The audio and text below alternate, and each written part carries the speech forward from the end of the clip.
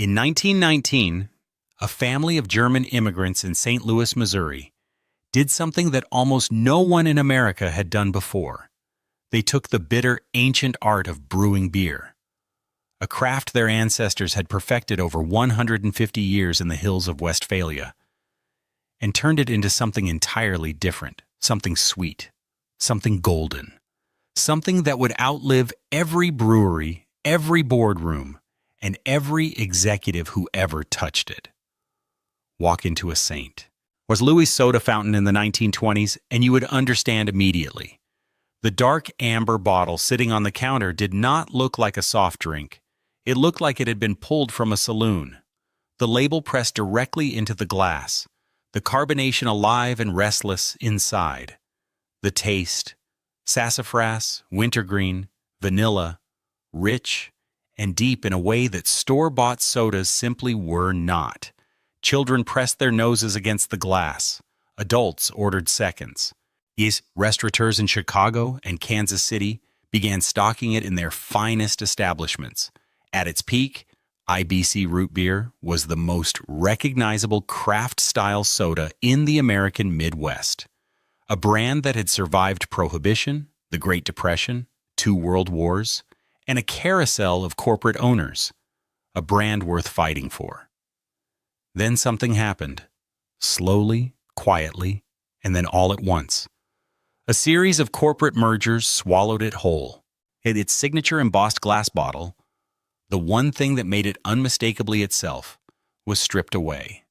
The formula was altered, the packaging redesigned, and a brand that once stood for handcrafted American pride became just another line item in a billion-dollar beverage portfolio.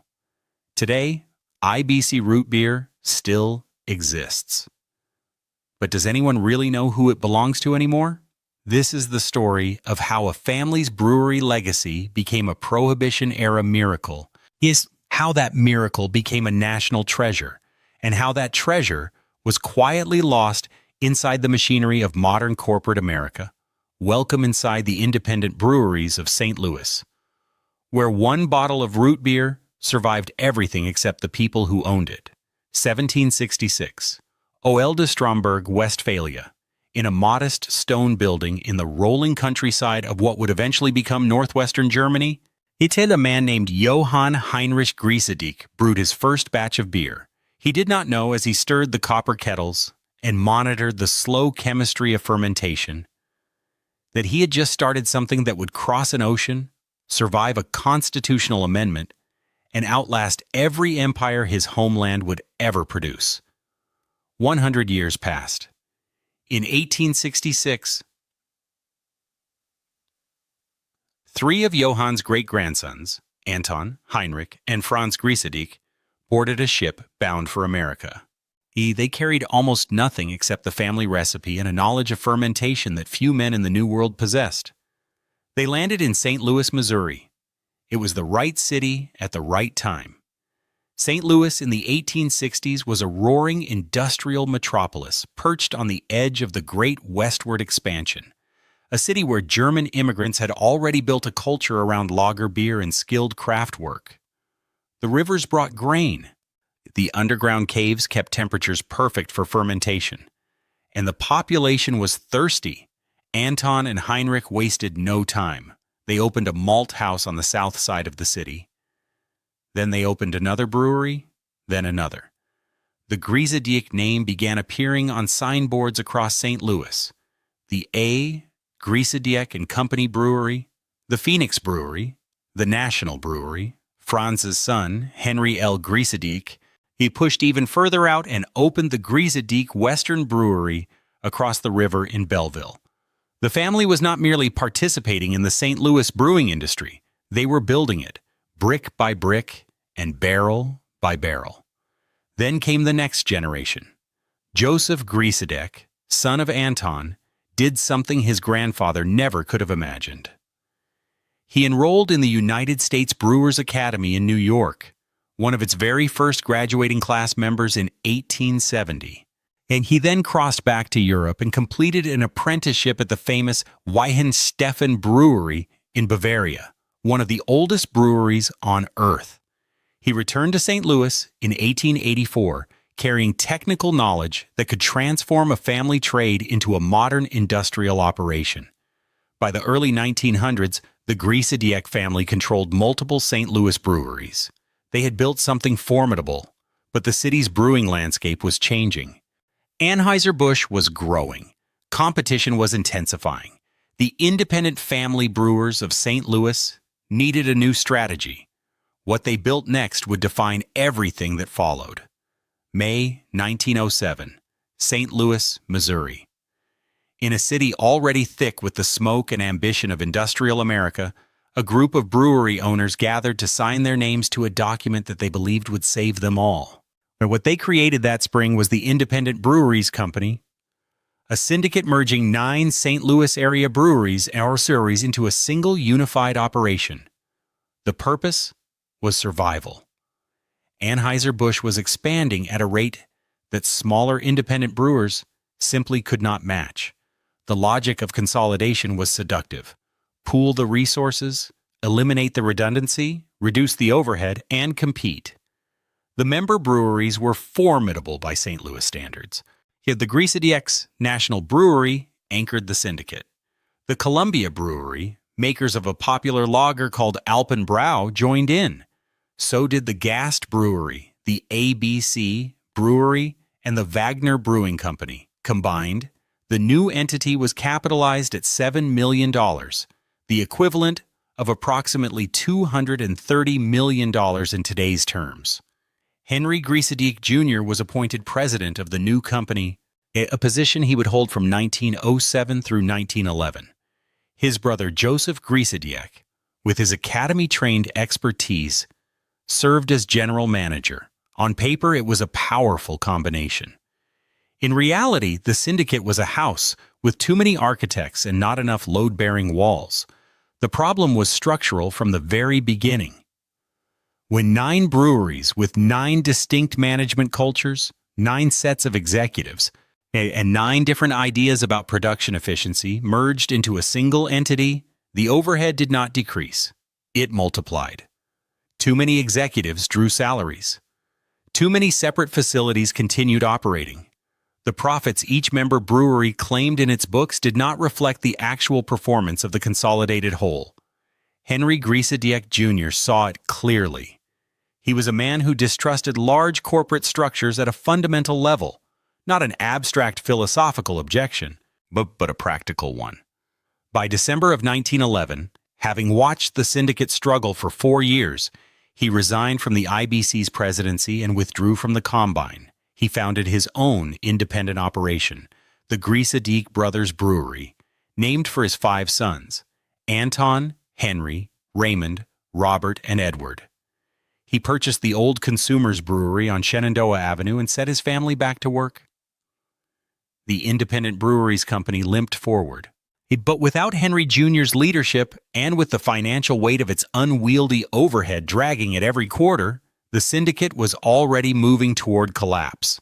And then the United States Congress handed it the killing blow. January 1920. St. Louis, Missouri. The 18th Amendment to the United States Constitution took effect at midnight on January 17, 1920. The sale, manufacture, and transportation of intoxicating liquors was now illegal across the entire country. For the beer industry, it was a catastrophic overnight transformation. For the Independent Breweries Company, already financially strained and operationally overburdened, prohibition was potentially fatal. Breweries across America scrambled. Some converted to producing near beer, a low-alcohol malt beverage that was legal but deeply unpopular. Some attempted to pivot into soft drinks, malted milk products, or ice cream. Most simply closed. The IBC syndicate, burdened by its high overhead and misaligned executive structure, had entered receivership before prohibition had even fully taken hold. The breweries formally ceased operations by 1922. The grand consolidation that Henry Grisadiec Jr. had doubted from the very beginning had proven exactly as fragile as he feared. But something survived. Something no one expected. Before the syndicate collapsed completely, yet the Griesedeek family and their fellow brewers had done what many American brewers were doing. They had pivoted their fermentation expertise toward non-alcoholic beverages. Using their deep knowledge of carbonation, flavoring, and bottling, the IBC brewers developed a root beer. The formula combined sassafras root, wintergreen, vanilla, and natural herbs into a carbonated beverage of unusual richness and depth. It was bottled in the same glass bottles that had once held lager. Yet the IBC name was pressed directly into the dark amber glass. The timing was almost accidental, but the product was extraordinary. Root beer had existed in American culture since the colonial era, but the Prohibition years transformed it. Americans who had grown accustomed to socializing over cold beverages in public establishments suddenly needed a legal alternative. Root beer sales exploded across the country. Soda fountains became the new saloons in many neighborhoods, and IBC Root Beer, yet with its brewer's depth of flavor and its handsome bottle, stood apart from the thin, sweet competitors. By the early 1920s, IBC Root Beer was appearing in St. Louis restaurants and spreading across the region. The company that created it was dying, but the drink it had made, almost as an afterthought in the final desperate months of the syndicate, was very much alive. The question was, who would carry it forward? 1922, St. Louis, Missouri. Yet when the Independent Breweries Company finally went into full collapse, creditors moved in, and the assets were liquidated. Most of those assets were worth very little. The brewery buildings themselves were now legally useless for their original purpose. The equipment was outdated. The executive payroll had bled the operation white. But one thing retained value. One thing was still generating sales and carrying goodwill in the marketplace. The trademark for IBC Root Beer, a saint. A Louis businessman recognized what the market had already confirmed. The Kranzberg family, operators of the Northwestern Bottling Company, stepped in and purchased the IBC trademark. They inherited not just a name but a formula. The carbonated root beer recipe that the Griesedeek brewers had developed in the frantic pivot of 1919. The Kranzbergs had no connection to the German immigrant brewing heritage that had created it, but they understood distribution. They understood bottling, and they understood that IBC Root Beer had built genuine loyalty among St. Louis consumers. Under Kranzberg ownership, the brand expanded modestly. Through the 1920s, the height of Prohibition, IBC Root Beer grew. Soda fountains throughout the region began stocking it. The brand appeared in newspaper advertisements. The embossed glass bottle became increasingly recognizable on restaurant tables from St. Louis, south into Missouri, and beyond. By the mid-1920s, IBC was available in top-tier establishments across the city, a mark of distinction for a soft drink that was being sold in an era when millions of Americans desperately wanted something worth drinking. Then the Great Depression arrived. By 1929, the American economy had begun its catastrophic contraction. By 1932, unemployment had reached nearly 25% nationally. Consumer spending collapsed. Small businesses across every sector either adapted dramatically or folded entirely. The Kranzbergs, facing the brutal arithmetic of a collapsed retail market, made the decision to exit. In the late 1930s, they sold the IBC trademark and its formula to the Schuckardt family's National Bottling Company. It was a transaction born of financial pressure, not strategic vision. And a great American beverage brand had now changed hands twice. And both times it had passed not through ambition, but through exhaustion. The name endured. The formula survived intact. But the founding family was gone forever. And the worst years for IBC were not behind it. They were still ahead. If you're finding this story fascinating, please hit that like button and subscribe to the channel. It really helps us continue bringing you these deep dives into history. Well, we're just getting to the part where IBC's long survival story starts to become something truly remarkable. 1945, St. Louis, Missouri. When the Second World War ended and American soldiers came home to a roaring economic recovery, the beverage industry transformed almost overnight. Returning veterans and their young families embraced mass-market consumer culture with remarkable speed and appetite. Shake Coca-Cola and Pepsi-Cola, which had spent the war years building distribution networks across military bases and naval installations around the entire world, emerged from 1945 with global brand recognition that no regional soda could hope to match. The era of the national brand had arrived, and it arrived with industrial force. IBC Root Beer was not prepared for it. The Schuckardt family's national bottling company operated with the modest ambitions of a regional bottler. There was no national marketing campaign. There was no aggressive distribution push into new territories. The embossed glass bottle that had made IBC recognizable in St. Louis soda fountains remained a local product, beautiful and distinctive, but confined to a geography that was shrinking in commercial importance relative to the new national consumer economy. The 1940s and the 1950s were difficult years for IBC. Distribution declined. Availability contracted. The brand that had thrived during Prohibition by offering something genuinely distinctive, a brewer's root beer with depth and character, now found itself competing in a market increasingly dominated by companies with national advertising budgets measured in tens of millions of dollars. The Schuckardt family did not have those budgets. They had a formula and a trademark, and the institutional knowledge of how to bottle a very good root beer. Meanwhile, the broader root beer category was booming in exactly the wrong way for IBC. A&W had been franchising roadside root beer stands since 1919, and by the 1950s its drive-in format was perfectly aligned with America's new automobile culture. Barks was growing in the South. Hires, the oldest root beer brand in the country, was backed by substantial marketing resources. Every competitor was expanding. IBC was contracting.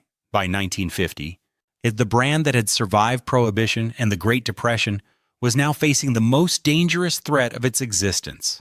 Not a government ban, not a financial panic, but simple invisibility. The question was no longer whether IBC could compete.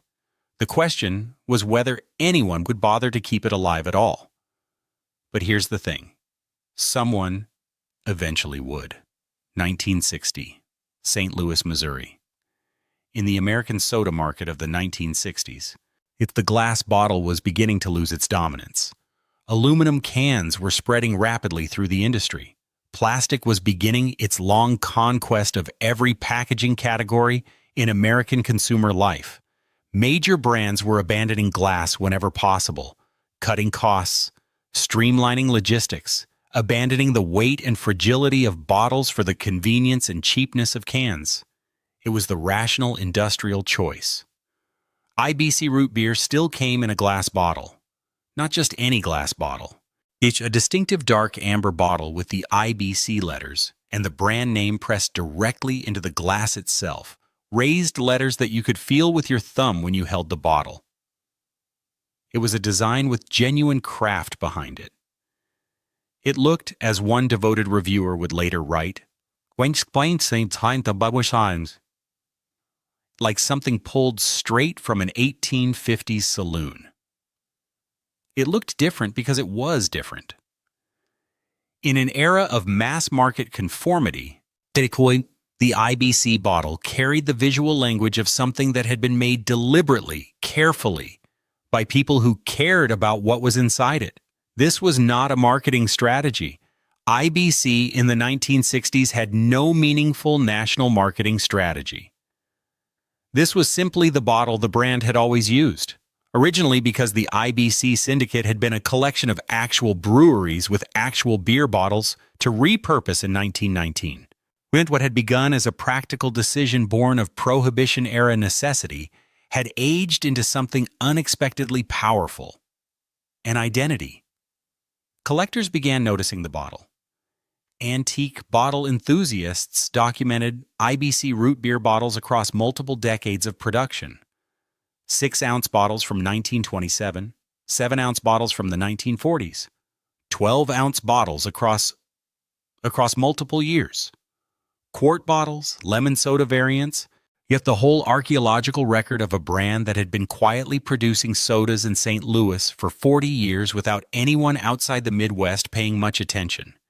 Inside the bottle, the root beer itself remained genuinely distinctive.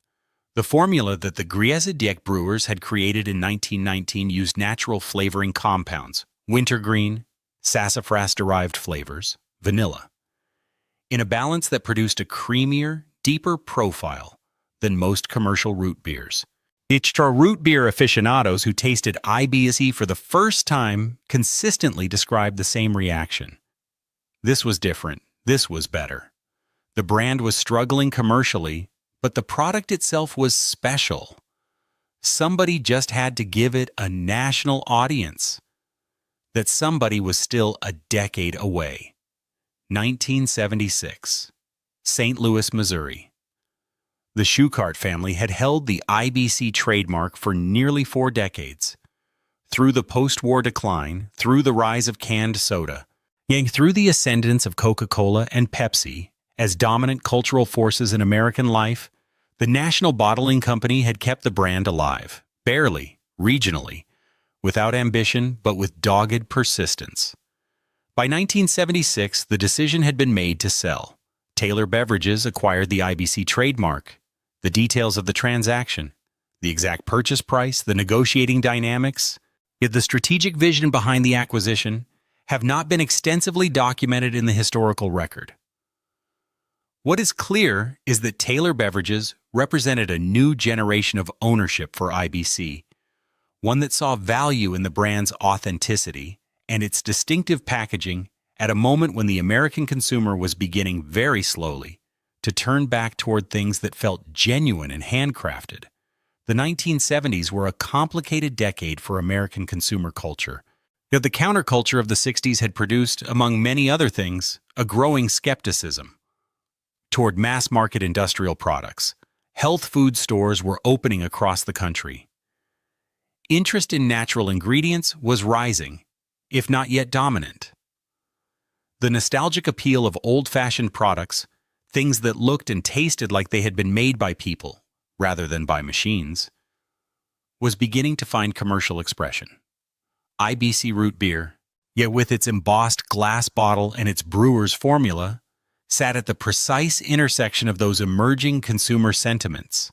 It was not marketed as a health food, it was not positioned as a counterculture product, but it looked and tasted like something from before the era of mass industrialization, because in a meaningful sense, that is exactly what it was. The formula dated to 1919. The bottle design had never fundamentally changed. Under Taylor Beverages, the brand stabilized. Wingate distribution continued in the Midwest and expanded modestly into the South. The IBC glass bottle remained intact. The formula remained intact. The brand was still regional, still modest in scale, still years away from national recognition. But Taylor Beverages had kept a dying brand breathing. In 1980, they made the decision that would finally change IBC's trajectory. They sold it to the 7-Up Company, and everything very suddenly accelerated. 1980, St. Louis. It's Missouri. When the 7-Up Company acquired IBC Root Beer from Taylor Beverages in 1980, the brand entered a different universe entirely. 7-Up was a national corporation with established bottling networks, distribution relationships, and marketing infrastructure that stretched across the entire United States.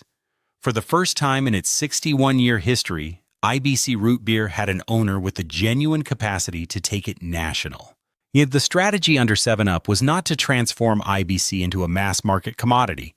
The company understood, at least initially, that the brand's value was precisely its distinctiveness, the glass bottle, the craft-style positioning, the sense of authenticity that mass-market root beers like A and W or Mug simply could not replicate. IBC was positioned as a premium specialty product within 7UP's broader portfolio, and available primarily in the Midwest and the South, where the brand already had historical roots. Then, in 1986, the landscape shifted again. Dr. Pepper Company and the 7UP Company merged to form Dr. Pepper/7UP Incorporated. It was a major consolidation in the American soft drink industry, creating a combined company with the scale to compete more effectively against Coca-Cola and PepsiCo. And buried within that merger, among dozens of brands and distribution agreements and bottling contracts, was IBC Root Beer. The merger had one transformative consequence for IBC. For the first time in the brand's history, national distribution became a reality. Dr. Pepper/7UP had bottling and distribution relationships across virtually every market in the United States. IBC Root Beer, which had spent 6 decades as a regional Midwestern specialty, could now appear on store shelves from Maine to California. That's the brand that the Griesedeek family had invented in a desperate Prohibition-era pivot was finally available to the entire country. The consumer response validated everything that IBC's most loyal Midwestern customers had known for decades. Across the country, but people who encountered the dark, amber embossed glass bottle for the first time picked it up the same way they picked up something they had discovered at a craft market or an antique shop, with curiosity, and with a sense that this was different from everything else on the shelf around it. IBC was growing. The bottle was iconic. The formula was unchanged. And the brand was finally, 67 years after its creation, reaching the national audience it had always deserved. But a much larger corporate machine was already moving in. 1995, Dallas, Texas. In a corporate transaction that barely registered in the mainstream news cycle, Cadbury Schweppes plc, the British confectionery and beverage giant, acquired Dr. Pepper/7UP, Incorporated, for approximately $1.7 billion. It was one of dozens of acquisitions that British and European consumer goods conglomerates were making across the American market during the 1990s. As global corporations aggressively consolidated the world's branded food and beverage industry. For IBC Root Beer, the acquisition meant something specific and significant. The brand was now part of a global corporate structure headquartered in London, managed by executives whose primary expertise was in confectionery, international distribution, and corporate portfolio management. IBC was not a flagship brand for Cadbury Schweppes. It was not even a significant brand. It was a line item in a portfolio that stretched from chocolate bars to tonic water to carbonated fruit drinks across multiple continents. The questions that the Griesedeek family had never needed to ask, questions about quarterly earnings targets, about brand rationalization, about return on investment for packaging costs, now governed the fate of every decision surrounding IBC Root Beer. Under Cadbury Schweppes, the brand was organized within its Americas Beverages unit. The distribution was maintained, the glass bottle was preserved, the formula continued largely unchanged. But the company's relationship to IBC was fundamentally that of a caretaker managing an inherited asset, rather than a passionate believer in what the brand represented. For 13 years, Cadbury Schweppes held IBC within this structure. The brand did not collapse during those years. It did not grow dramatically either. It existed. Nationally distributed, recognizable by its embossed glass bottle, beloved by a devoted fan base of root beer enthusiasts and nostalgic consumers, while the corporation that owned it thought primarily about very different things. In 2008, Cadbury Schweppes demerged its North American beverage operations, spinning them off as an independent publicly traded company called the Dr. Pepper Snapple Group. IBC Root Beer transferred again, this time to a dedicated North American beverage company that would eventually become one of the most prominent drink corporations in the country.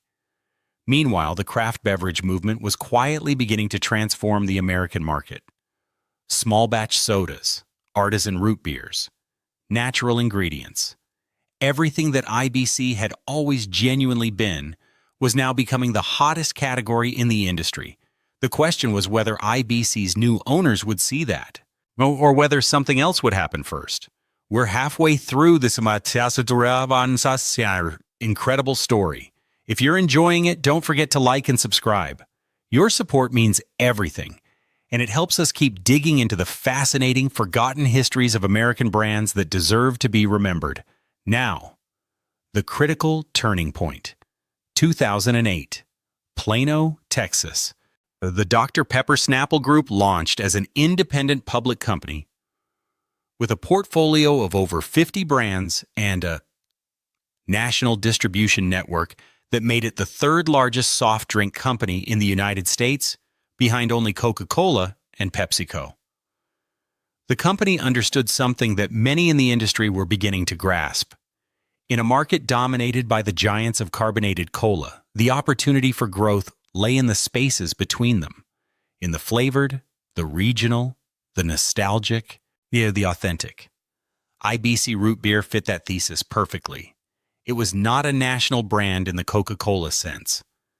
It was a craft-positioned specialty product with genuine historical roots, an iconic glass bottle, a loyal consumer base, and the kind of brand story that marketing executives dream about. Founded during Prohibition by German immigrant brewers who turned their beer-making expertise toward root beer, survived the Great Depression, changed hands across generations of American families.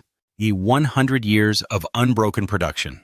The bottle alone, embossed dark amber, visually distinct from every other soda on the market, was a piece of American industrial design that no competitor could replicate without looking like an obvious imitation.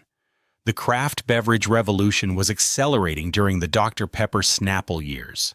By the early 2010s, specialty and craft sodas were among the fastest-growing segments in the entire beverage category. Consumers, particularly younger adult consumers, were increasingly skeptical of high-fructose corn syrup, artificial flavors, and the homogenized taste of mass-market sodas. They were paying premium prices for products that told a story, that had provenance, that felt like they had been made with care rather than manufactured with efficiency. IBC Root Beer had always been all of those things. It had been those things since 1919 without anyone making a marketing campaign out of it. Yet the brand's authentic craft heritage was not a story invented by a branding agency. It was simply the truth, the actual history of how the drink had come to exist and how it had survived. Under Dr. Pepper Snapple, IBC's distribution was robust.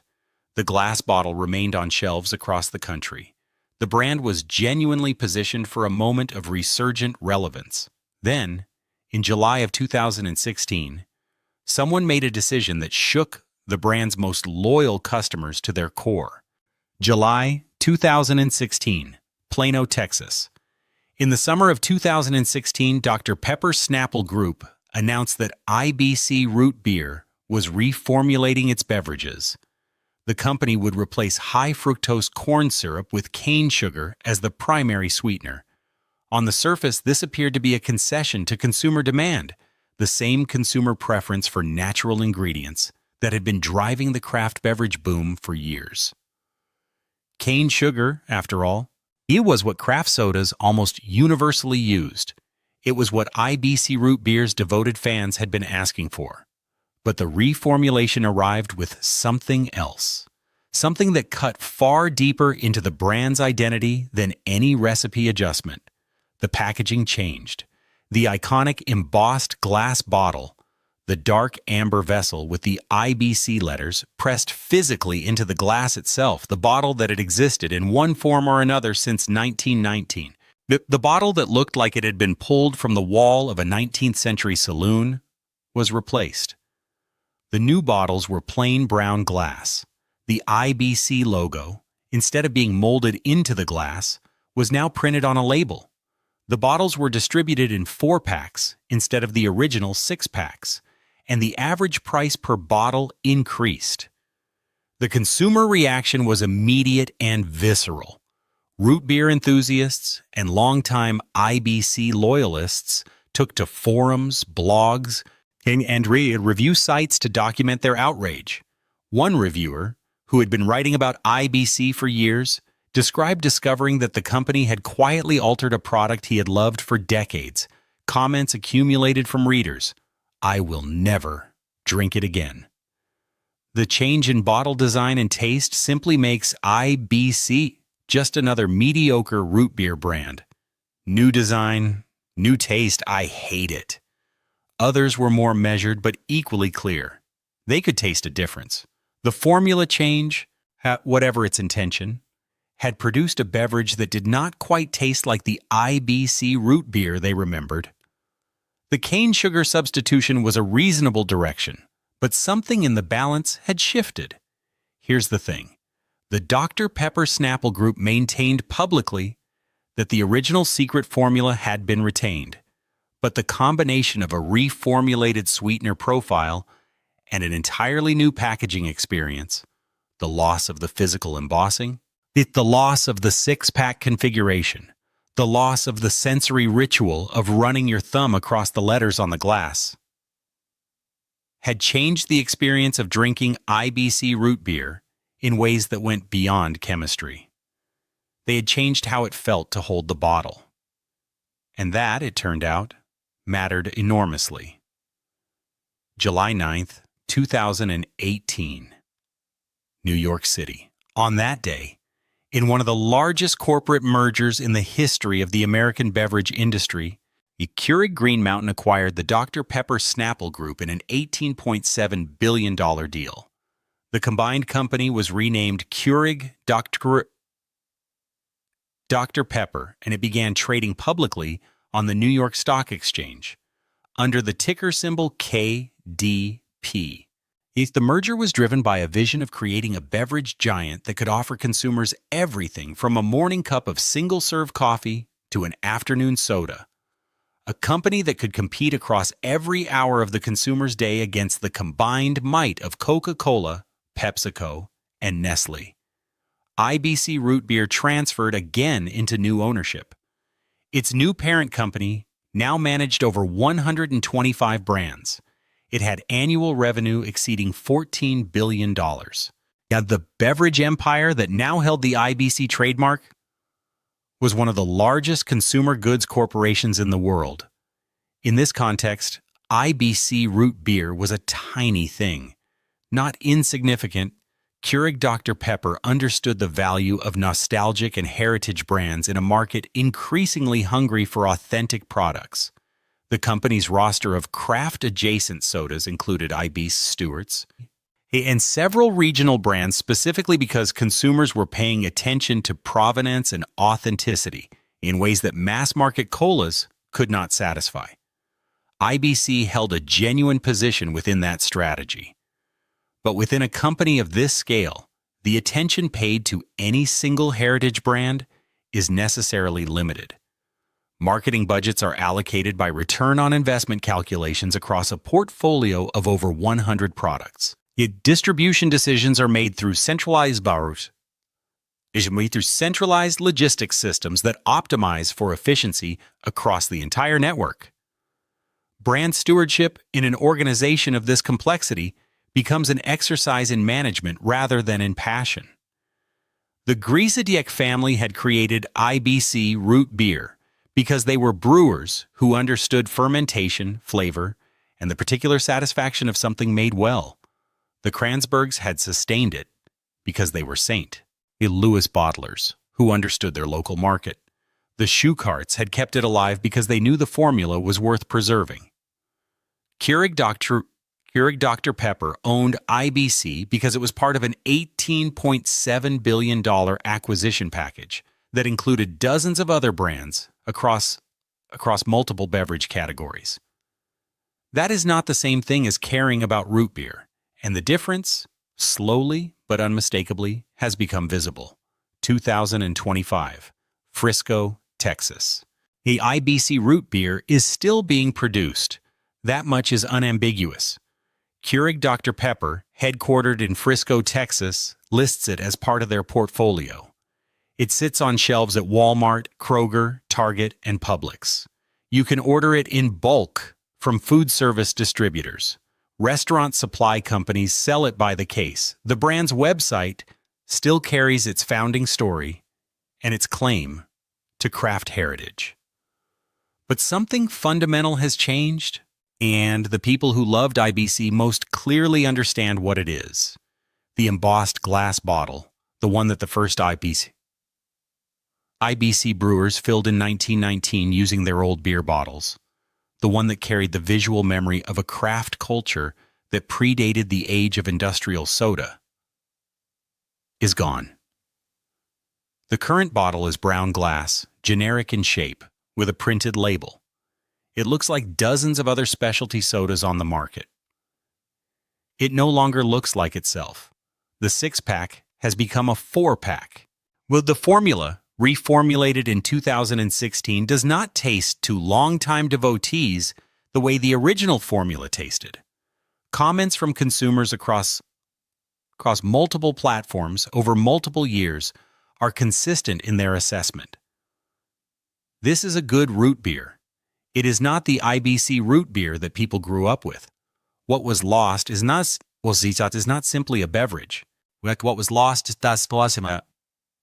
this is the material expression of 100 years of American craft history, a story that ran from a stone brewery in Westphalia in 1766 through the immigrant neighborhoods of St. Louis in the 1870s, through Prohibition, through the Great Depression, through post-war decline and regional revival, through national distribution and corporate consolidation, on all the way to a product line decision in a beverage company boardroom in the summer of 2016.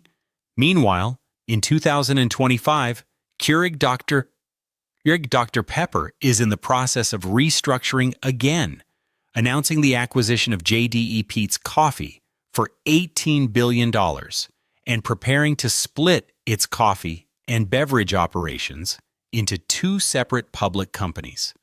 The very corporate architecture that holds IBC Root Beer is being unwound. IBC Root Beer will transfer again to another owner, another portfolio, another set of quarterly earnings targets.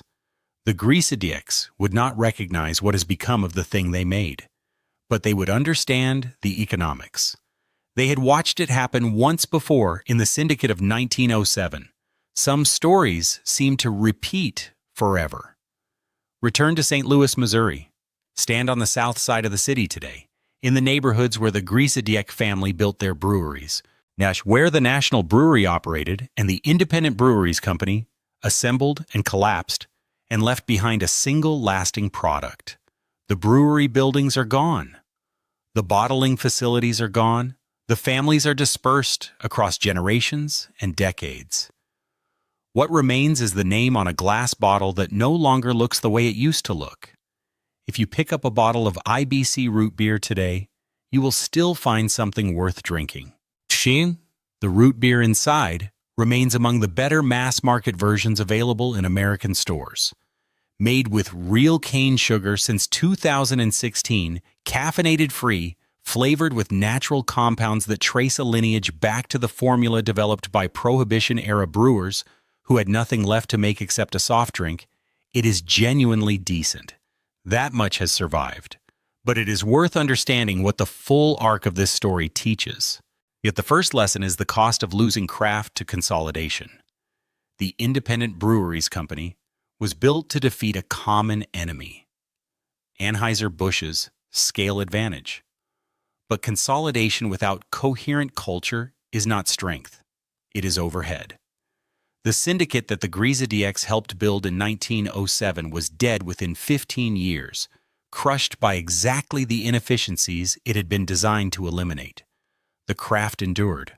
The corporation did not. Every business that sacrifices what makes it distinctive for the sake of appearing larger should study what happened on the riverbanks of St. Louis in the early 20th century. The second lesson is the fragility of identity when ownership loses connection. IBC Root Beer survived Prohibition, the Great Depression, 2 World Wars, and 6 separate ownership changes across a century. It survived all of those external catastrophes.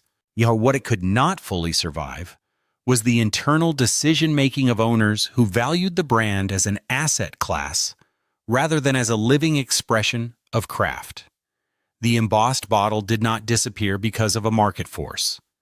It disappeared because someone decided it was too expensive to maintain relative to its perceived contribution to quarterly earnings. The third lesson is simpler and older. The things that are genuinely made well tend to outlast the institutions that made them. That's the recipe that Josef Grisidiek and his fellow brewers created in 1919 in haste, under pressure, with the world they had built collapsing around them, survived everything for over 100 years. The company that made it was gone within 3 years of its creation. The formula is still alive. 106 years of production, 7 corporate owners, a founding family with roots stretching back to 1766 Germany. 1 embossed glass bottle that lasted for nearly a century before a boardroom replaced it with a label. What's left is a root beer and a story. The root beer is still on shelves.